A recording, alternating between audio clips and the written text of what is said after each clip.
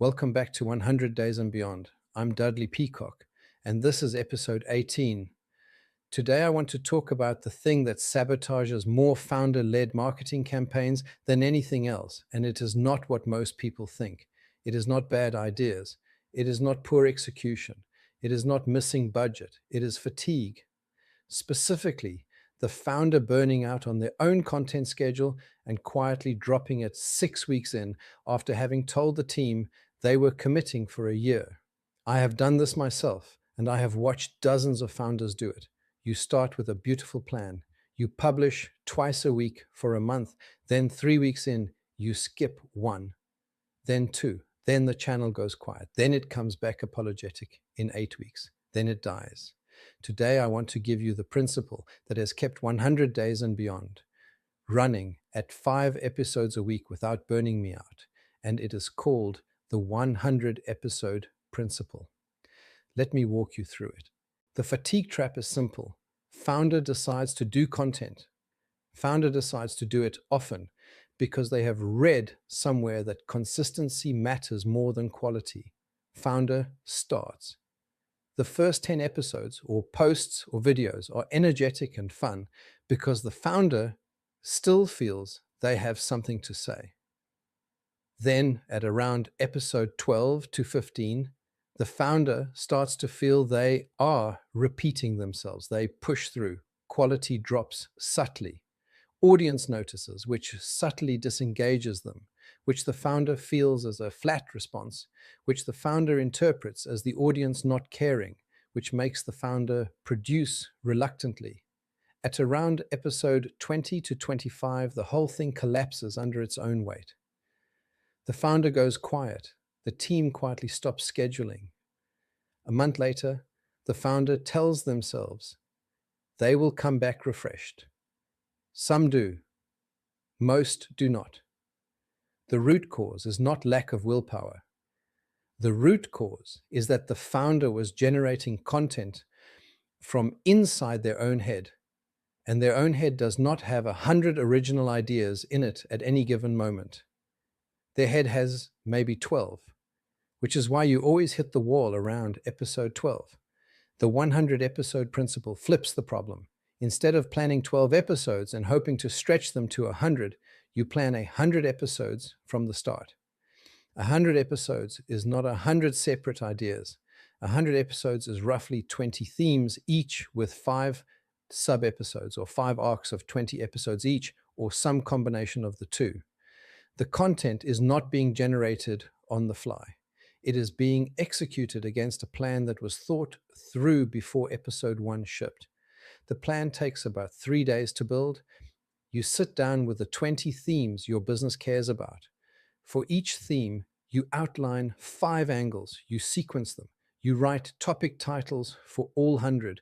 Now you have a 20-week backlog of content direction, and episode 25 is no harder than episode 5 because they are both on the plan. Most founders will not spend the 3 days up front. They want to start publishing straight away. Those are the founders who burn out at episode 20. The founders who spend the 3 days up front ship 100 episodes without noticing the effort because the hard thinking was done before the first recording started. Once you have the 100 episode plan, the second lever is cadence. Most founders choose a cadence that is too ambitious for their actual life. 5 a week when they are running a business, 3 a week when they are also raising money, 1 a day when they have children and a sales team to manage.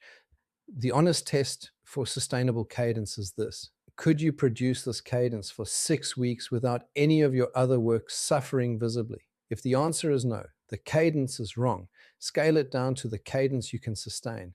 For me, 5 a week works because the production pipeline is almost fully automated. I speak the script once. 11 Labs generates the audio. HeyGen renders the avatar. The FFmpeg pipeline concatenates and publishes. My actual time per episode is about 20 minutes of script refinement and 10 minutes of review. Without that automation layer, I would be a 2 a week founder because the 3rd and 4th episodes would start to encroach on the rest of the business. The cadence you can sustain with your production pipeline in place is the cadence that actually compounds. The cadence that requires heroics dies at week 8. Founders give up on content marketing because they do not see the return in the first 10 episodes or the first 30. They are right. There is no return in the first 30 episodes. The return in content marketing is non-linear. The first 50 episodes are you building the library. The algorithm is learning who you are. The audience is accumulating. Nothing spectacular is happening. And if you measured by revenue per episode in weeks 1 through 10, you would stop. Around episode 50 to 70, something shifts.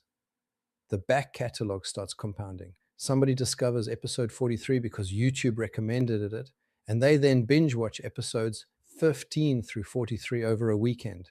Your best leads in month 6 are not from this week's episode. They are from the week 4 episode that got discovered by the right person on a Saturday night.